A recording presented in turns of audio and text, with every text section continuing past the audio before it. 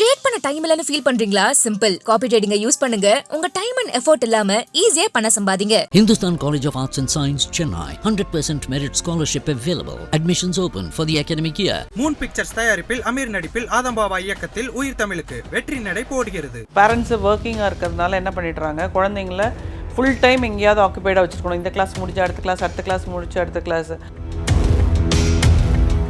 எனக்கு ஷாக்கிங்காக இப்போது லேட்டஸ்ட்டாக வந்தது பார்த்திங்கனாக்கா, இந்த ஹார்ஸ் ரைடிங்கிறது வந்து ஒரு கேட்டால் அந்த பொண்ணு வந்து இல்லை நான் அவரை தான் கல்யாணம் பண்ணிக்க போகிறேன். உனக்கு தெரியுமா அவருக்கு என்ன வயசாகுது? அப்பா வயசாகுது. இல்லை பரவாயில்லப்பா, என்னுடைய டாட்ரு வயசு 12 வயசு ஆகுது, அவளை வந்து நாங்கள் கோச்சிங் கிளாஸ் போட்டிருக்கோம் அப்படின்னா. ஓ அப்படிங்களா, என்ன கோச்சிங் போட்டேன்? எனக்கு ஷாக். கோச் வந்து தப்பு பண்ணாருன்னா யார்கிட்ட போய் கம்ப்ளைண்ட் பண்ணுவோம்? ஒரு ஓனர்கிட்ட கம்ப்ளைண்ட் பண்ணுவோம். அந்த ஓனர் வந்து இதெல்லாம் கண்டுக்காதீங்க, நீங்கள் உங்கள் பொண்ணை கல்யாணம் பண்ணி வைங்க. வீட்டுக்காரர் வந்து மொபைலில் பண்ணிங்கன்னா அவர் உண்மையிலே வெளியூரில் இருக்காரா இல்லை பக்கத்து தெருவில் இருக்கிற வீட்டில் இருக்காரான்னு தெரியுமா உங்களுக்கு? 12 வயசு பொண்ணு எத்தனை வயசு ஆம்பளைக்குன்னு கேளுங்க. 40 வயசு ஆம்பளைக்கு.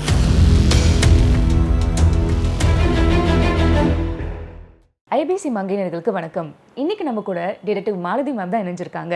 வணக்கம் மேம். வணக்கம். எப்படி இருக்கீங்க மேம்? நல்லா இருக்கேன்ப்பா மேம். இப்போ பார்த்தீங்கன்னா நீங்கள் நிறையா ஸ்டோரிஸ்லாம் சொல்லிட்டு இருக்கீங்க. அதெல்லாம் பார்க்குறப்ப இது மாதிரிலாம் இருக்கா அப்படின்னு சொல்லிட்டு எங்களுக்கே ஒரு வேப்பாக தான் இருக்குது. ஸோ இப்போ லேட்டஸ்ட்டாக உங்ககிட்ட வந்த ஒரு கேஸ் ஸ்டடி பற்றி சொல்லுங்கள் மேம். லேட்டஸ்ட் அப்படிங்கிறத விட இன்னைக்கு இந்த சம்மர் வெக்கேஷனுக்காக சம்மர் கேம்ப்ஸ் நடக்குது பாருங்கள்.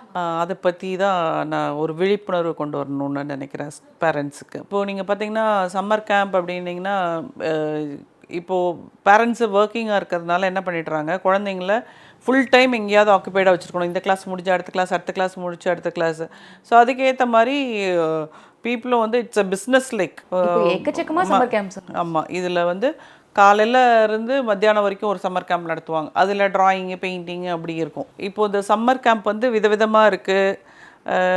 அது வந்து அவங்களுக்கு ஒரு மணி ஏர்னிங்காக இருக்குது. இதில் சின்ன சின்ன பசங்க போகிற இடத்துல வந்து பெரிய அளவில் பிரச்சனைகள் வரதில்லை. ஏன்னா லேடிஸ் ஹேண்டில் பண்ணுறதா தான் இருக்கும். உங்களுக்கு தெரியும், இந்த நர்சரி ஸ்கூல் பேட்டர்னில் இருக்கும். அங்கே வந்து இது வரைக்கும் எனக்கு கம்ப்ளைண்ட் வரல. ஸோ அங்கே ஓகேயா இருக்குது. அதுக்கப்புறம் பார்த்தீங்கன்னாக்கா இந்த 3rd ஸ்டாண்டர்ட் 4th ஸ்டாண்டர்ட்லாம் போனதுக்கப்புறம் they go for coaching like shuttle, badminton, அதுக்கப்புறம் சிலம்பம், மார்ஷியல் ஆர்ட்ஸ் எல்லாமே போகிறாங்க பசங்க. அது ஸ்விம்மிங் இருக்குது, நிறையா இருக்குது. எனக்கு சொல்கிறதுக்கு தான் இல்லை.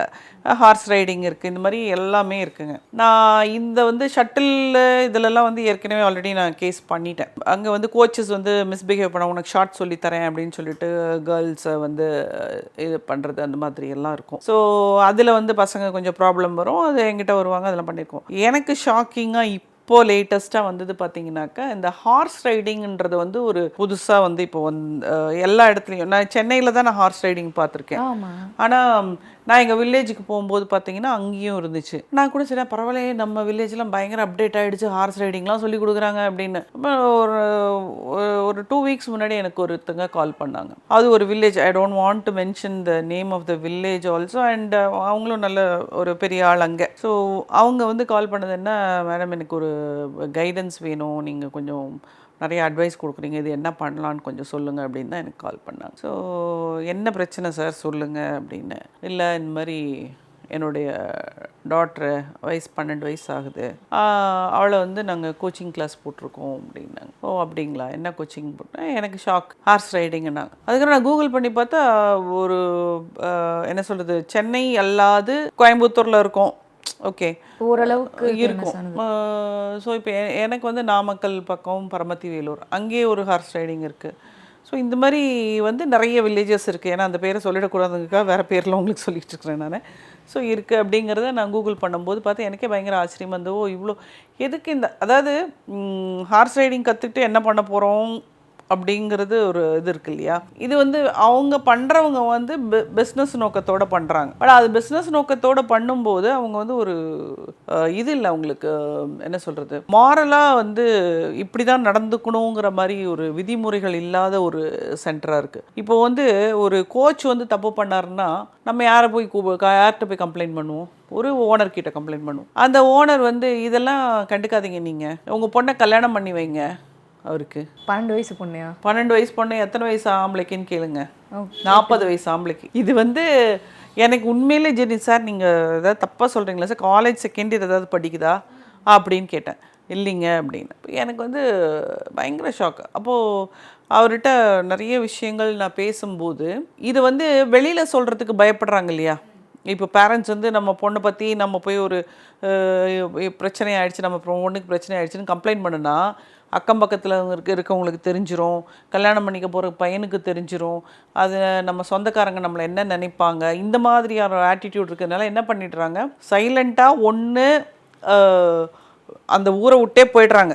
அதாவது அவங்க டெவலப் பண்ணி வச்ச இந்த பிஸ்னஸ் எல்லாத்தையும் விட்டுட்டு பொண்ணை கூட்டிகிட்டு ஊரை விட்டு போய்ட்றாங்க. இல்லைன்னா வந்து என்ன பண்ணுறதுன்னு தெரியாமல் வீட்டில் வந்து இவங்க உட்கார ஆரம்பிக்கிறாங்க. So both the parents are working. நான் அப்போ தான் கேட்டேன், ஏங்க நீங்கள் ஒரு இதுக்கு கற்றுக் கொடுக்கறதுக்கு குழந்தைய அனுப்புறீங்க, அப்போ அதுக்கு உண்டான பாதுகாப்பு வேண்டாமா, எப்படி போகுது எப்படி வருது அப்படின்னு கேட்டேன். டிரைவர் கொண்டு போய் விட்டுருவாங்க, போய் பிக்கப் பண்ணிட்டு வந்துடுவாங்க. சரி, நீங்கள் கிளாஸ் நடக்கும்போது நீங்கள் போய் பார்த்துருக்கீங்களா? இல்லை. எப்போ போனீங்க? சேர்த்து விட்றதுக்கு போனேன். ஸோ இந்த மாதிரி அவங்க பண்ணும்போது என்ன ஆகுதுன்னா, இந்த குழந்தைய மானிட்டர் பண்ணுறதுக்கு ஆள் இல்லைங்கிறது அங்கே அந்த கோச்சிங் சென்டரில் இருக்கக்கூடிய எல்லாருக்குமே தெரிஞ்சிருது. அப்போ இந்த பிள்ளைகிட்ட நம்ம என்ன வேணால் பண்ணலாம், இவங்க வீட்டில் இந்த பிள்ளை மேலே அக்கறை இல்லை. அனுப்புகிறவங்க வந்து இந்த மாதிரிலாம் நடக்கும்னு நினச்சலாம் யாரும் அனுப்புறதில்லை, அவங்க வந்து இதை மானிட்டர் பண்ணுறதுக்கு. ஆனால் இந்த மாதிரி உலகம் மாறிக்கிட்டு வரும்போது இவங்க தெரிஞ்சுக்கணும், இவங்க வேலைன்னு போய் இந்த மாதிரி ஒரு விஷயம் வந்து நடக்கிறதே அவங்களுக்கு தெரியல. அவங்களுக்கு ஷாக்கிங்காக இருந்திருக்குது. அவங்க எப்படியோ ஒரு டைம் வந்து தன்னுடைய பொண்ணு வந்து ஃபோன் பண்ணும்போது தான் கண்டுபிடிச்சிருக்காங்க. கண்டுபிடிச்சிட்டு அந்த பொண்ணை வந்து எடுத்து ஃபோன்லாம் எடுத்து பார்த்துட்டு யார் கூட பேசுது என்ன பேசுது அப்படிங்கிறதெல்லாம் பார்த்துட்டு இந்த மாதிரிலாம் பொண்ணுக்கு ஃபோன் கொடுக்கறதே. ஆமாம், இவங்க தான் வெளியில் போயிடுறாங்களா, இவன் எப்படி இருக்கான்னு கேட்டுக்கிறதுக்கு அவங்களுக்கு ஒரு ஃபோன் தேவைப்படுது, அதுக்காக வச்சுட்டு போகிறாங்க. அது வந்து என்னவா இருக்கணும், ஒன்று லேண்ட்லைனாக இருக்கணும். லேண்ட்லைனுங்கிறதே வந்து மறைஞ்சு போச்சு. லேண்ட்லைன் இல்லாததான் நிறைய தப்புகளுக்கு காரணமும் கூட. இப்போ வந்து வீட்டில் ஒரு லேண்ட்லைன் இருந்ததுன்னு வச்சுக்கோங்களேன், நம்ம வீட்டில் இருக்கோமா இல்லையாங்கிறது தெரியும். ஃபோனை கையில் வச்சுக்கிட்டோன்னு வச்சுக்கோங்க, நம்ம எங்கேருந்து வேணாலும் எப்படி வேணாலும் பேசலாம். ஸோ அதே மாதிரி வெளியூர் போயிருக்கிறாங்க வீட்டுக்காரர் வந்து இது மொபைலில் பண்ணிங்கன்னா அவர் உண்மையிலே வெளியூரில் இருக்காரா இல்லை பக்கத்து தெருவில் இருக்கிற வீட்டில் இருக்காரான்னு தெரியுமா உங்களுக்கு? ஸோ இதுதான் பிரச்சனைக்கு காரணம். ஸோ இது பாட்டுக்கும் இண்டிவிஜுவலாக ரூமில் உட்காந்து பேசுகிறது வைக்கிறது இல்லைன்னு கேட்டால் அந்த பொண்ணு வந்து இல்லை நான் அவரை தான் கல்யாணம் பண்ணிக்க போகிறேன். அம்மா உனக்கு தெரியுமா அவருக்கு என்ன வயசாகுது? அப்பா வயசாகுது. இல்லை பரவாயில்லப்பா. ஆனால் இவருக்கு வந்து என்னடா நம்ம பொண்ணு இப்படி பேசுது, அவருக்கு வந்து அதை திட்டக்கூட முடியாது. எப்படி திட்டுவார் அதை? இல்லை, அந்த 12 வயசில் எப்படி கல்யாணம் பற்றிலாம் யோசிக்கிறாங்கன்னு எனக்கே தெரியல மேம். அப்போது இது வந்து போக்சோவில் போட்டாக்கா உள்ளே போட்டுடலாம் அந்த ஆளை. பட் இவங்க they should be willing to give a complaint. ஏன்னா இவங்களுக்கு வந்து அது ஒரு ப்ராப்ளம் ஆகிடக்கூடாது அப்படின்னு இவங்க யோசிக்கிறாங்க, இது என்ன பண்ணலான்னு. ஸோ ஒன்லி வே வந்து என்ன பண்ணலாங்கிறத நான் உங்களுக்கு சொல்லும்போது பட் எனக்கு வந்து இன்னும் எனக்கு அந்த டீட்டெயில்ஸ் கேதர் பண்ணணுன்ட்டு, இது நான் கேஸ் எடுக்கிறேனோ இல்லையோ இது ஒரு விழிப்புணர்வாக எல்லாருக்கும் சொல்லணும் அப்படிங்கிறதுனால நான் ரொம்ப கேட்டேன், என்ன பண்ணிகிட்ருக்காங்க அவங்க. அந்த இது வந்து எப்படி நிறைய பேருக்கு தெரியாமல் போச்சு. இப்போ உங்கள் பொண்ணுக்கிட்ட இப்படி நடந்துக்கிறான்னு சொன்னால் கண்டிப்பாக அங்கே இருக்கக்கூடிய மற்ற பொண்ணுங்ககிட்டையும் அவன் நடக்கிறதுக்கு வாய்ப்பு இருக்குல்ல அப்படின்னா ஆமாங்கிறாரு. எப்படி சொல்கிறீங்க ஆமான்றீங்க, அது தெரிஞ்சு நீங்கள் எப்படி கொண்டு போய் விட்டீங்க? நான் இல்லை, இந்த பிரச்சனைக்கு அப்புறம் நான் வந்து கொஞ்சம் என்கொயர் பண்ணும்போது எனக்கு தெரிஞ்சுது, ஏற்கனவே இவங்க வந்து இதை ஒரு லீஸ் இடத்துக்கு எடுத்து வச்சுருந்தாங்க. அந்த ஓனர் வந்து சின்ன பையனா, அவனுக்கு 25 வயசு தான் ஆகுது. இந்த கோச்சுக்கு வந்து 42 வயசு. ஸோ அந்த பையன் 5 ஏக்கரை வந்து இது பண்ணி அங்கே சொல்லி கொடுத்துட்டு இருந்திருக்கான். திடீர்னு அங்கேருந்து டேரா கழட்டி இந்த புது இடத்துக்கு வந்திருக்காங்க.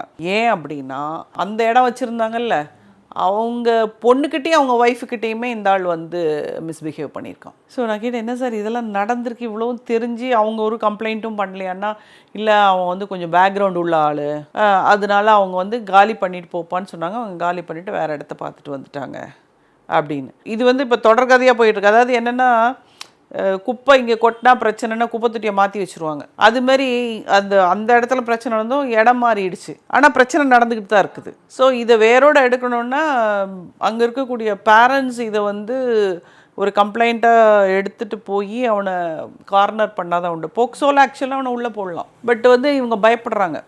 ஸோ அதனால தான் வந்து இது யாரும் வெளியே தைரியமாக சொல்ல மாட்டாங்க. இப்படி சொன்னோம் அப்படின்னாலாகுது கன்சர்ன்டு பேரண்ட்ஸ் எல்லாம் போய் ஒரு கம்ப்ளைண்ட் பண்ணலாமே. ஏன்னா கண்டிப்பாக இவங்க 2 பேருக்கு மட்டும் நடந்த இஷ்யூவாக இருக்காது, இது நிறைய பேருக்கு நடந்தது. ஏன்னா ஒரு 12 வயசு குழந்தைகிட்ட அவன் இப்படி பிஹேவ் பண்ணுறான் அப்படிங்கும்போது இன்னும் கொஞ்சம் நல்லா ஒரு 16 வயசு 17 வயசு பொண்ணுங்களாம் கண்டிப்பாக வந்திருக்கும். 18 வயசு பொண்ணுங்களாம் அங்கே ரைடிங் கிளாஸ்க்கு வந்திருக்கும். இப்போ அவங்ககிட்டையும் கண்டிப்பாக மிஸ்பிஹேவ் பண்ணியிருப்பான்.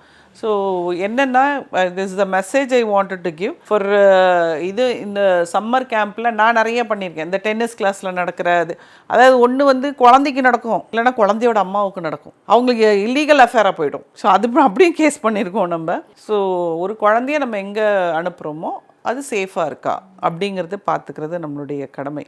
ஸோ இது மெசேஜ் ஒரு சோஷியல் இதுவாக வந்து இது மக்களுக்கு தெரிவிக்கணும் அப்படிங்கிறதுக்காக தான் இதை நான் பண்ணுறேன். Thank you so much ma'am. Trade பண்ண டைம் இல்லைன்னு ஃபீல் பண்றீங்களா? சிம்பிள். காப்பி ட்ரேடிங்கை யூஸ் பண்ணுங்க. உங்க டைம் அண்ட் எஃபோர்ட் இல்லாம ஈஸியா பணம் சம்பாதிங்க. Hindustan College of Arts and Science, Chennai. 100% merit scholarship available. Admissions open for the academic year. Moon pictures தயாரிப்பில் அமீர் நடிப்பில் ஆதம்பாபா இயக்கத்தில் உயிர் தமிழுக்கு வெற்றி நடை போடுகிறது.